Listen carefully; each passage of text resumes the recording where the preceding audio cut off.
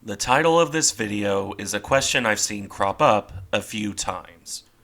I suppose I shouldn't be surprised, because in naval history circles, this is a well-known story. The Japanese 25mm anti-aircraft mounts and their lack of effectiveness in comparison to the Allied powers. It's such a well-known story that most naval YouTubers won't see a need to explain why they're bad. Myself included, admittedly. This short video will briefly go over the flaws of this design, both in the actual weapon and in how it was used.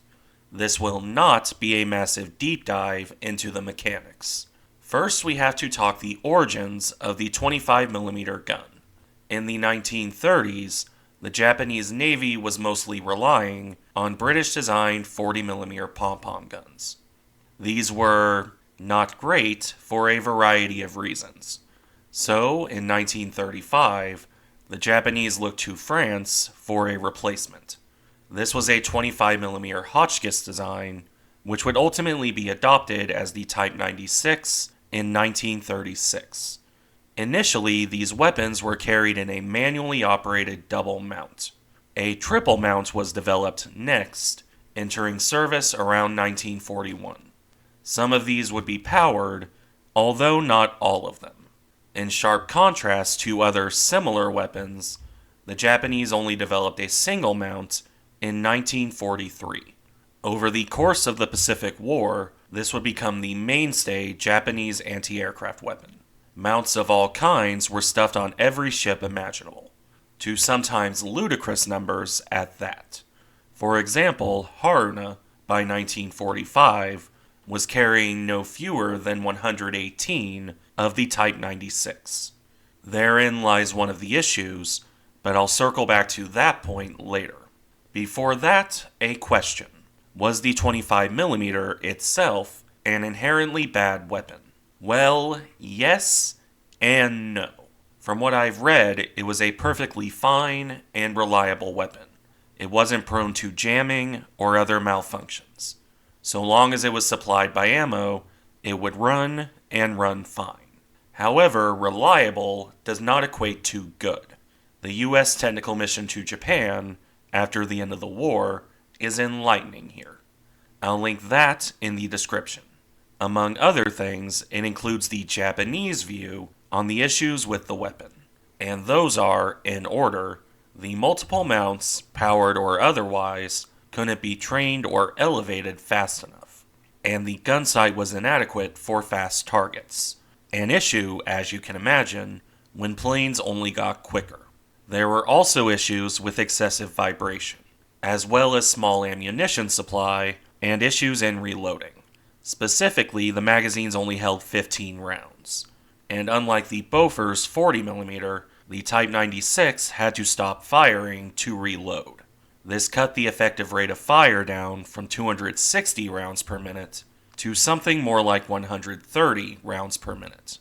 And finally, heavy muzzle blast, which, coupled with fire control issues, made aiming very difficult. Now, some of these issues are down to the guns. Some are on the mounts. Both combined create a distinct issue in actual service. A weapon can be completely fine, but if the mount is terrible, well, that's an issue. There were also problems with fire control, and the Japanese never developed a good proximity fuse. As for the range of the Type 96, this weapon was most effective at around a kilometer, although it was theoretically capable of reaching out to 2 or even 3 kilometers. By the end of the war, with ammunition supply issues, it was restricted to around 800 meters. That is the reason I call it the 25mm morale booster. Because by that point, you're not getting much time to stop an enemy from dropping their payload. You see a similar situation with the 20mm gun on Allied ships. As kamikazes became prevalent, these were replaced by Bofors where possible, because a light 20mm shell at close range wasn't cutting it anymore. The same holds true for the Japanese 25mm. All of this being said, however, the main issue with the Type 96 wasn't the weapon itself or its mount.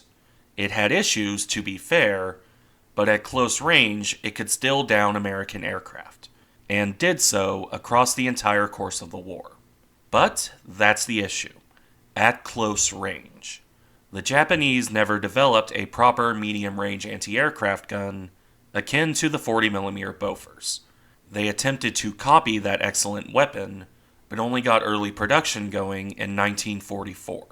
These never reached the front in any event. Japanese 127mm 5-inch dual-purpose guns were often inferior to Allied designs as well, so their heavy anti-aircraft firepower was also lacking. The combination of these two things resulted in the aforementioned stick a Type 96 on every flat surface. It was what Japan had, even though it was rapidly becoming outdated. With no good alternatives, they just put as many of these on their ships as possible and went with it. Ultimately, it was a flawed weapon, pushed to cover roles it was never really fit for. Not the worst, far from the best, but mostly hampered by its role. On the other hand, the Japanese 100mm dual-purpose gun was excellent. I should look at doing a video on that at some point in the future. Thank you for watching. Remember to like, comment, and subscribe if you enjoy the content, and I'll see you in the next one.